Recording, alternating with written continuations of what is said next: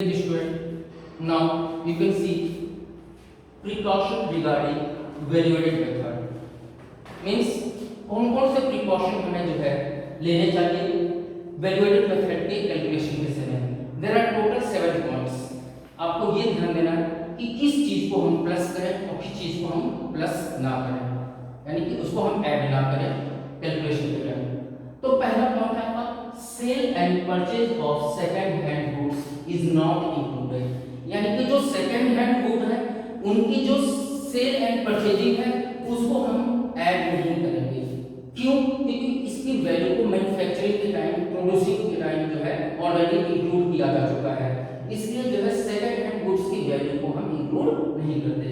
Second point है commission earn during the selling and purchasing of goods, पर commission earn it is included because it is a reward for the service rendered, यानी कि यह उनका पुरस्कार है जो सेकंड हैंड गुड्स की जो है सेलिंग एंड परचेजिंग करते हैं.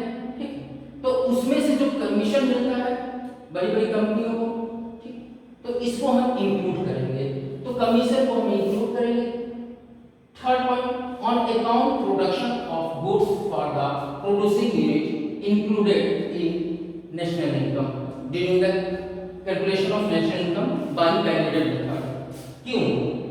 क्योंकि फॉर एग्जांपल एक ऑनर है, उन्होंने अपने कर्मचारियों के लिए, अपने एम्प्लॉय के लिए जो है व्हीकल्स की सुविधाएं दी हैं, उनको उनके घर तक ले जाना, उनको जो है घर से तक छोड़ना, कंपनी तक लाना, इसके लिए आवागमन के लिए, ट्रांसफर एक जगह से दूसरी जगह करने के लिए या अपने प्रोडक्ट को पहुंचाने के लिए जो भी सुविधाएं दी, तो उनको जो है जो उन्होंने जो कार या व्हीकल्स प्रोवाइड किया अपने एम्प्लॉय के लिए, तो वह उनकी प्रोडक्शन एक्टिविटी का एक पार्ट कहलाएगा. ठीक है, इसलिए इनको जो है हम नेशनल इनकम कैलकुलेट करते समय वैल्यूएडेड मेथड में इंक्लूड किया जाएगा. इसलिए हमें यहाँ पर लिखा हुआ है it is included on account production of goods of the producing unit included, यानी इसको हम इंक्लूड करेंगे. Then fourth point imputed value of production for the self consumption. Self consumption means स्व उपभोग के लिए, यानी कि जो प्रोड्यूसिंग यूनिट्स हैं वो प्रोडक्शन करती हैं, तो जो सेल्फ कंजम्पशन के लिए वो जो प्रोडक्ट अपने पास बचा कर रख लेती है. फॉर एग्जांपल एक फार्मर है, उसके पास 2 हेक्टेयर लैंड है. अब उस 2 हेक्टेयर लैंड में जो है उसने जो है लगभग जो है 500 क्विंटल जो है गेहूं का प्रोडक्शन किया. उस 500 क्विंटल गेहूं में से उन्होंने जो है 400 क्विंटल जो है मार्केट में सेल कर दिया. नेक्स्ट 100 क्विंटल जो है उन्होंने अपने फैमिली के लिए बचा कर रख लिया, सेल्फ कंजम्पशन के लिए, साल भर के लिए. तो वो जो 100 क्विंटल गेहूं है वह जो है नेशनल इनकम का एक पार्ट है, चाहे वो अपने घर पे रखे या उसको मार्केट में बेचे, क्योंकि उन्होंने प्रोडक्शन एक्टिविटी में इन्वॉल्व किया उसे. इसलिए imported value of production for the self consumption it is included, इसको जोड़ा जाएगा. ठीक, next fourth point imported fifth point value of intermediate goods is not included, यानी कि इंटरमीडिएट गुड्स की जो वैल्यू होती है उसको हम वैल्यूएटेड मेथड में कैलकुलेट करने के टाइम, नेशनल इनकम निकालने के टाइम इसको हम ऐड नहीं करेंगे. इसके पीछे भी रीजन है. रीजन देखिए कुछ पॉइंट्स में रीजन नहीं लिखा. ठीक, इसको हम ओरली एक्सप्लेन कर दे रहे हैं. क्यों? क्योंकि intermediate goods are helpful for the production of final goods. Yes, intermediate goods helpful होती है प्रोडक्शन करने के लिए फाइनल गुड्स की. अब यहाँ पर फाइनल गुड्स और इंटरमीडिएट गुड्स क्या होते हैं? Those goods which are helpful for the production of final goods and using as a raw material, कच्चा माल के रूप में इसका इस्तेमाल करते हैं, या जो प्रोड्यूसिंग यूनिट्स हैं या जो ओनर हैं वो लेबर लगाते हैं, इलेक्ट्रिसिटी का बिल देते हैं. ये सब जो है आपके जो है क्या कहलाएंगे? इंटरमीडिएट गुड्स कहलाएंगे, इंटरमीडिएट वैल्यू कहलाएंगे. इन सब की सहायता से हम किसी प्रोडक्शन को तैयार करते हैं, हम किसी वस्तु को प्रोड्यूस करते हैं मार्केट में, तो ये हेल्पफुल होती है फाइनल गुड्स को प्रोड्यूस करने के लिए. इसलिए इंटरमीडिएट गुड्स की वैल्यू को कभी भी नेशनल इनकम में कैलकुलेट नहीं किया जाता. अगर हम कैलकुलेट कर लेंगे तो ये आपका डबल काउंटिंग कहलाएगा, क्योंकि एक तो ऑलरेडी जो है इसकी वैल्यू को जोड़ा गया इंटरमीडिएट में, फिर फाइनल गुड्स की उसकी एमआरपी में, प्रोडक्ट में सब कुछ मिला हुआ है. फॉर एग्जांपल हम देते हैं पार्ले जी का example. For the manufacturing of Parle ji biscuit wheat चाहिए, उसमें शुगर चाहिए, फ्लेवर चाहिए, कलर चाहिए और भी बहुत सारी चीज़ें हैं, लेबर चार्ज लगता है। तो मान लीजिए व्हीट का रेट जो है 20 रुपीज़ है, शुगर का 40 रुपीज़ है, 1 केजी की बात कर रहा है। ऑयल रिफाइंड जो भी है वो 100 रुपये का लग गया। इस तरह से जो लेबर चार्ज हो गया 500, बिजली का बिल उसमें मान लीजिए इंक्लूड कर लीजिए जो है 1000 रुपये। तो इस तरह से एक पार्ले जी बिस्किट बनाने में इतनी चीज़ों का जो है इनपुट का इस्तेमाल हो रहा है। अब वो पार्ले जी बिस्किट का जो हम पैकेजिंग देखेंगे तो उसमें एक बिस्किट पे एमआरपी लिखा होता है, छोटा पैकेट में 5 रुपीज़, बड़े पैकेट में 10 रुपीज़। तो हम जो है पार्ले जी की एमआरपी को ही नेशनल इनकम में इंक्लूड करेंगे, ना कि उसके अंदर लगे हुए रॉ मटेरियल और इलेक्ट्रिसिटी बिल और चार्जेस को, क्योंकि अगर उसको भी जोड़ लेंगे तो पीछे का जो है इनकम, पीछे का जो कॉस्ट है, जो प्राइसेस हैं और ये फाइनल प्राइसेस हैं, दोनों काउंट करने के बाद ये डबल काउंटिंग हो जाती है। इसलिए हम इंटरमीडिएट कॉस्ट को रिड्यूस कर देते हैं कि एमआरपी की वैल्यू को, यानी फाइनल गुड्स की वैल्यू को ही उसमें जोड़ा जाता है।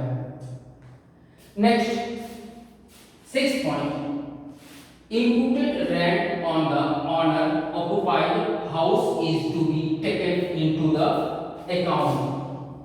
मीन्स यहाँ पे दिखाया है कि imputed rent यानी कि जो आपने ऑनर ने मकान बनाया, अब वो मकान चाहे वो किराए के लिए बनाया हो या उसने अपने के रहने के लिए बनाया हो। अगर मैं जैसे कि अपने खुद के लिए जो है सेकंड फ्लोर तक जो मकान बनाया उसमें कम से कम 6 रूम है, 4 रूम में रहना, 2 रूम जो है रेंट पे दे दिया। बाय द वे रेंट पर नहीं भी दिया, वो 2 रूम खाली है, तो भी उसकी वैल्यू को नेशनल इनकम में कैलकुलेट किया जाएगा, क्योंकि उसकी एक मार्केट वैल्यू है, क्योंकि उससे इनकम जनरेट की जा सकती है। इसलिए यहाँ पर कहा गया है कि imputed rent on the owner occupied house is to be taken into account because all houses have rental value, यानी कि जितने भी हाउसेस हैं उनकी एक रेंटल वैल्यू होती है, ठीक है। In no matter these are self occupied और रेंटेड आउट, इसमें कोई बात नहीं, चाहे वो खुद के लिए हो या उसको हम किराए में दें, वो कोई मैटर नहीं, उसमें रहे या ना रहे, लेकिन हम उसकी वैल्यू को, उस रूम की वैल्यू को जोड़ा जाएगा। And the last point 7, services for self consumption are not included. Self consumption मतलब सब उपभोग के लिए, पहले भी आपको ये वर्ड बता चुके हैं, सब उपभोग मतलब है खुद के लिए, अपने परिवार के लिए जो भी हम सेवाएं देते हैं उसको हम नेशनल इनकम में वैल्यूएटेड मेथड के थ्रू जोड़ा नहीं जाएगा, इंक्लूड नहीं किया जाएगा। What are the reason behind it? Because ये हमारा जो ब्लड रिलेशन है, ये हम अपने परिवार के भावनात्मक लगाव के कारण हम अपनी सेवाएं दे रहे हैं एक दूसरे को, उसकी जो है मार्केट वैल्यू, हम उससे कोई पैसा अर्न नहीं कर रहे हैं, वो इकोनॉमिक एक्टिविटी का पार्ट नहीं कहलाएगा।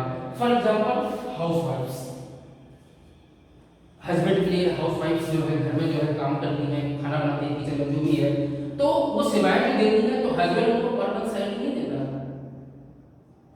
Your father won't teach you in the room and you can't pay any tuition fee or anything to your father. Why? He is your father. वो आपके पिताजी हैं, वो आपको घर में पढ़ाते हैं, इसके लिए आप उनको जो है फीस या कुछ चीजें दे देते हैं। इसी तरह से आपकी मम्मी ब्रेकफास्ट, लंच, डिनर तीनों टाइम ये काम करती हैं, इसके बदले आप अपनी मदर को जो है कुछ पैसा नहीं देते, वो तो आपका ब्लड रिलेशन है, जो वो अपनी सेल्फ कंजम्पशन के लिए एक दूसरे की सेवाएं देते हैं। इसलिए यहाँ पर कहा गया है कि services for self consumption are not included, यानी कि जो सेल्फ कंजम्पशन से रिलेटेड जो सर्विसेज हैं उसको इंक्लूड नहीं किया जाता। ये तो थी आपकी प्रिकॉशन।